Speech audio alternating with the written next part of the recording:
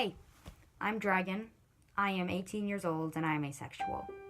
Hi, I'm Kat, and this is my submission for the It Gets Better for Aces and Aros video project, and yes, I am wearing asexual socks. Thank you for noticing. Hi, my name's Lauren. I'm 24 years old. I'm a writer, artist, and web developer in training, and I am asexual. And to everyone out there on the ace or Aros spectrums, I want to tell you that it gets better. You might not be in a place where you can believe that right now. I know. I've been there. Maybe you're thinking it will never get better, or that life isn't worth living if this is how things are going to be. I know. I've been there too. Many times. So I realized I was asexual about a year ago, and when you're entering the asexual community and coming to terms with your own sexuality and identity, it can be a really confusing and sometimes very invalidating thing. We're told in our society that sex equals love, so when you don't experience sexual attraction, you're almost immediately led to believe there's something wrong with you, that you are somehow broken, but that's actually not the case. I've known that I'm ace since the age of 15. And when I came out to my friends, they all said, "Oh, you're just a late bloomer," or they just flat out say, "That's not a thing."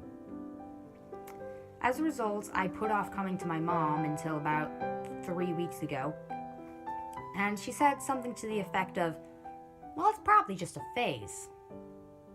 But if not, you can always go to therapy." So that could have gone better. For a long time, I thought that not experiencing sexual attraction in a world where it seemed like sex was all anyone wanted to talk about meant that I couldn't have the life I dreamed of for myself. That no one would ever understand me or love me. That I was fundamentally different from everyone around me. That I didn't even belong here. That's not to mention the amount of gatekeeping that exists in the queer community, because there's this idea that asexuals don't belong, that we're just straight, or cishet is a word you might see when scrolling through your Tumblr dash, but you end up thinking that you don't belong. I didn't think that fear would ever end, or that life would ever be worth living. But I came out for the first time more than 10 years ago now, and I can tell you that it really does get better. In the past 10 years, this community has grown beyond what I ever thought it could be.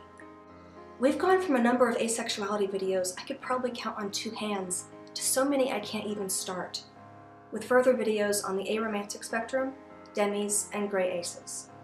Asexuals are recognized in the dictionary, by the DSM-4, and by a growing number of psychologists and medical professionals. There are lots of different kinds of forms of love. Whether or not you experience romantic attraction or not is its own thing altogether.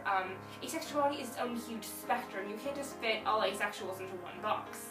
There are blogs, books, websites, dating sites, TV specials, actual canon asexual and aromantic characters in books, comics, and TV.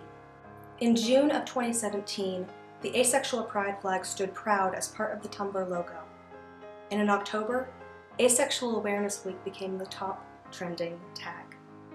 More and more queer communities are very open to asexuals, and so what you're seeing in your Tumblr dash doesn't necessarily determine what actual organizations and societies are doing.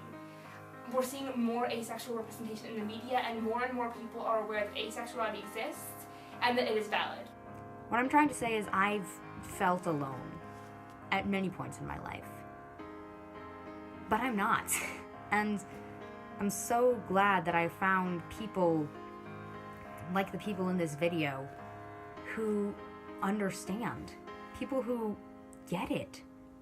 We've still got a long way to go. But if we've come this far, I know we can make it. All of us can. If I had given up when I wanted to give up, I would never have seen all the progress we've made. I never would have come out to my family, most of my friends, and my entire church. I never would have attended Pride and just about screamed when I saw t-shirts and buttons and flags for asexual and aromantic pride right alongside other identities. And I never would have met one of the best friends I've ever had. There are some people who will never understand.